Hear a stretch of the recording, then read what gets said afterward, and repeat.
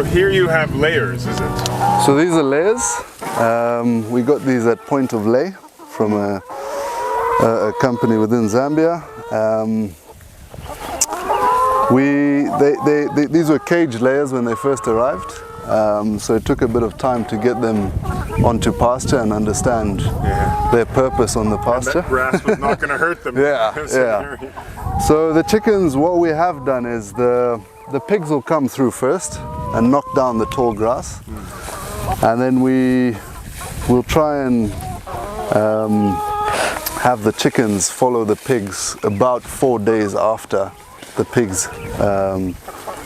Sorry, I need to redo that. It's fine, let me move actually. Okay. Do you want to film through this or come? Yeah. Maybe we should be there. Or do you want to film? Oh, okay, right. Well, whichever. No, you're not in the shot. I may have a few like add-ons if you forget something. Yeah. Already, yeah. So yeah, this is the chicken coop that I built locally, inspired from the likes of Joel Salatin and Richard Perkins in Sweden. He does a lot of very cool construction. So basically, yeah, similar purpose to the pigs. The chickens are a tool on the farm. This is also just to break up some of that hard clay soil that we have here. And also fertilize the land at the same time. We got these as caged layers initially, and it took a bit of time to introduce them onto pasture.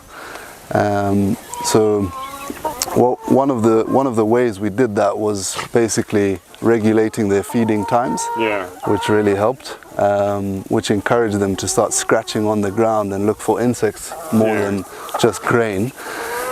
So we have a set schedule on when we feed them. We only feed them for 2 hours a day, which is between 4 in the afternoon and 6 in the evening.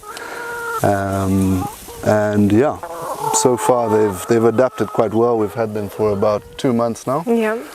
And what kind of numbers of eggs are you getting? On is it a daily basis? Yeah. Is it?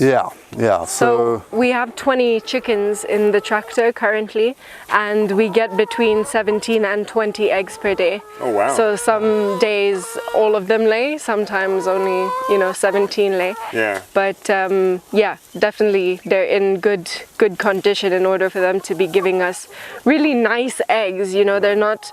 Sometimes you'll buy an egg and you crack it open and the yolk's like yellow and washed pale. Out. And out, whereas these literally you crack them straight and it's such a deep orange. You could just see the nutrients in it. And yeah, as far as supplementation goes, they literally just forage on any insects and things they can find in the soil. It almost sounds like you're only supplement feeding for that short period of time. Exactly. The rest of the time they have to fend for themselves. Pretty much. Exactly. Yeah. And how long would, we've just kind of moved this into fresh area, how long would they be left on something like this before it would need to be moved again? So that would depend on what's happened with the pigs, depending on how well the pigs have turned everything over. Yeah. So something like this, we might leave them on for a day. But yeah, if it's more bare ground, we might move it twice a day.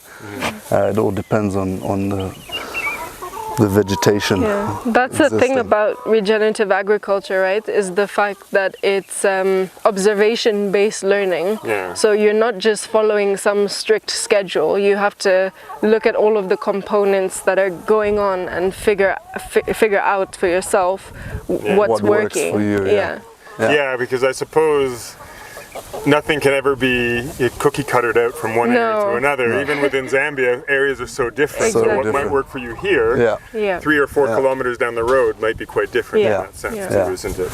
And because we follow, Joel Salatin and Richard Perkins and our neighbor Seb Scott a lot, he's been a fantastic mentor to us.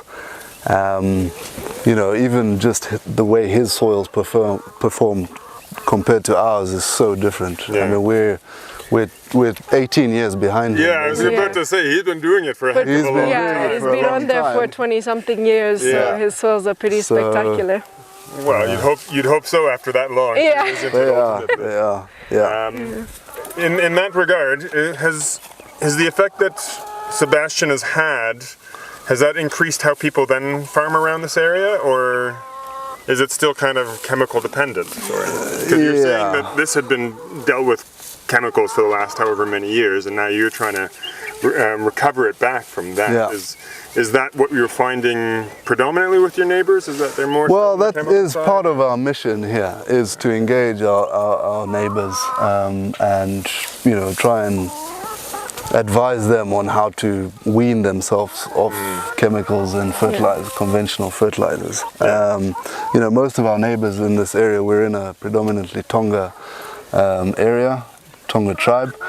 So most of them do have cattle, sheep, chickens, but a lot of them are not using that as a tool. They'll use them to plow the fields, but not necessarily as a fertilizer or an organic substitute to conventional fertilizers. So one of our neighbors we've engaged him, and he's already got 2 massive deep litter systems. He's got about 50 cattle that he crawls, and then he sends them off to the islands and the Kafue Flats, which is quite amazing. It's quite a spectacular show watching them swim across to some of these islands. Oh wow. So they'll be back in November, and then they'll head back over there in about April.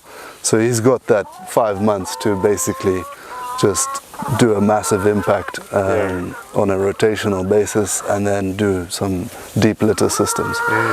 We're starting slowly with him, and then slowly once that catches on, hopefully, other farmers. It'll be like a butterfly effect. Yes. Yeah. We hope. And maybe learning a few things from your farmers around. Definitely, every day. A new farmer in the area to also know from every day. Well, he was really helpful in the beginning. We didn't have any livestock. So we kind of shared our vision with him, and he was like, right, well, I'm not using my manure. So if you can teach me how to make compost, I'll give you manure. Oh, nice. As a trade. So we basically got 5 tons of manure from him. To start the garden. To start our gardens and stuff. Ultimately, we would like the entire community to try and integrate some of these practices in. We all think of ourselves as having our own small farm, but it's so, we're all connected to the neighbors. 100%. 100%. If we do something that changes drainage, that's going to affect some other neighbor 100%. Down the line, and vice versa kind of scenario. So if we can all be working towards a common goal, then that makes everybody's life easier and better. Exactly. And soil health being the main priority of and that's basically one of the key fundamentals of regenerative agriculture, is building that sense of community and togetherness. A lot of people don't speak to their neighbors, they don't even know who their neighbors are. But it's so important to be able to provide, and just have a bit of a barter system as well. Sometimes we'll send over some eggs, and he'll send over, a bit of goat meat. Like it just goes, and that's how we kind of trade within our. I really wish that we could go back to a bit more of a barter system, because it is a nicer kind of thing where you've put the energy into producing it, and rather than being like, oh, I accept money, it's like, no, I'll accept something that you put energy into building and stuff like that, and it has that kind of, it draws you in closer to each other effectively, which is nice. 100%. Do you want to show them your nesting box? Yeah, so our whole idea with this was we didn't want to have too much interaction with the chickens. We want to keep them as wild as possible. And also as less stressed as possible. As less stressed, they do. I suppose the stress is one of the biggest things that we never take into account, really. I see the trucks go by with crazy numbers of chickens, goats, whatever on them, and you think, God, those things must be stressed high, exactly. to the heavens. I mean, not to say that Lola doesn't stress them out on a daily basis when she's trying to catch them. Yeah, so I built this this nest box for them, which is accessible from the outside, so that we're not disturbing them too much inside, and you can easily get access and you just to the harvest your eggs without crawling in and disturbing them. And they're also nice and clean. Yeah, these are very It also clean, keeps the eggs nice and clean. And they're quite nicely sized. These are really large. Really actually. good size, There's some we get, and I feel really sorry for the chickens. I'm like, ooh.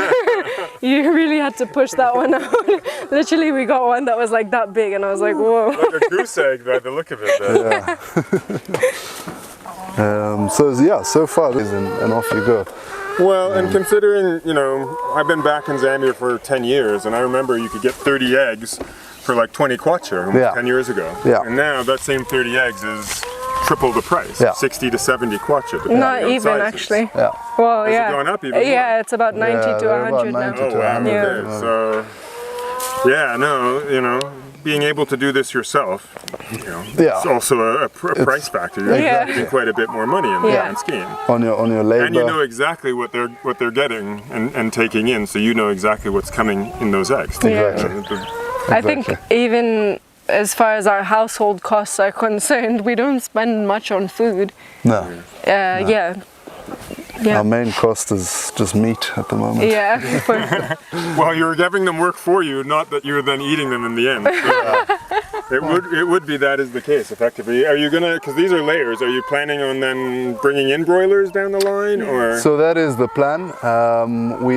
The layers, so the impact that layers have on the ground from what we've read up is not massive. Obviously their droppings really do help, and that now that we have taught them to scratch around a bit more, that is doing an impact on the soil. But broilers are a lot more aggressive. So we're just finishing up on a broiler cage at the moment. A movable tractor like this, designed to this, and then hopefully we can enroll the broilers in the next month. We haven't really because we don't have that much experience with chickens, we were a bit nervous to get the broilers in at the moment because it's been so cold. Exactly. And we would want to start with day olds, so we're waiting for it to warm up a bit more, and then the other thing with the broilers is obviously they're a lot quicker, so that it helps with a lot of cash flow management on the farm, because that's a big problem. And unlike a broiler where the actual product is the chicken itself that goes out, the layers, they're constantly producing. Exactly. Like a perennial livestock crop versus then an annual livestock crop in that sense. So in hindsight, I wish we did start with the layers a lot earlier than we did, because obviously the eggs have helped us with our cash flow. And equally with the broilers, I would encourage anyone who's starting out to start with chickens, because chickens, your cost is way lower than any other. To get into it, it's on the lower side in comparison. And they're a lot easier to manage. The other thing is obviously we're not heavy on any vaccines here. Or any antibiotics or anything like that. But if they're ranged properly and they're not going over the same ground that they've been in, then those disease and virus issues are not going to pop up to the same extent. Exactly. Having them in a set. So that's the beauty with the chicken tractors and the pig tractors, is they're always leaving whatever they've defecated behind, whether it's disease, ticks, whatever it might be. They're always on the constant move. So we would try and avoid moving them back onto the same pasture for at least a couple of months. Yeah, with such amount of space, that won't be a problem for you. Exactly. You have plenty of space to do that. So you have 20 now. Having said that you wish you did broilers earlier, are you then also thinking about increasing the number of broilers or layers that you have? Also, the demand for our eggs, because of the quality of them, has increased. So we're kind of being forced to now level up, which is good. But also sometimes I was going to add on to the whole the fact that their immunity is strong because they're moving around all the time, and they have a diverse diet, of course, because they're eating insects and different grasses and plants. But also sometimes we do give them EM, which are effective microorganisms. Then that basically just helps with their gut microbiome to increase that. We give it to all our animals, our dogs, ourselves. It's interesting actually how much they're waking up to that idea of the gut microbiome. I think when we were coming here today, just listening on the radio, and they made some statement to say that some of the potential Derby winning horses, they can probably predict whether or not they're going to be winners even a month after birth based on their gut biome. What? And it's just like, if that's a prediction, like, That's incredible. man, is that going to be a test that's coming up with it? What's the guy? Okay, he's going to have quite a bit of health problems. Let's have an intervention now versus, oh wow, your son's going to be an astronaut. But I think chickens is a fantastic one because of the amount of work that they can do on the farm, and then for what they can actually give back. By most things, and it's something that can be done on a small area too. You don't need a big area. You don't need a big area. No. But having a big area always does help. They are a good small livestock that you can even do in smaller. Yeah, an acre. Farm. You could raise a couple of hundred chickens on an acre quite easily. Definitely. So the other thing I didn't mention was that we try and, when the pig tractors are out in the field, we would try and keep the chicken tractors about 4 days behind the pig tractors. And about 4 days after the pigs have been in an area, that's when your fly larvae start hatching, which is also another protein source for your chickens. So the chickens would come and eat those fly larvae, which also controls our fly population on the farm. We don't have any smell, whether it's chickens or pigs, so smell's not a problem.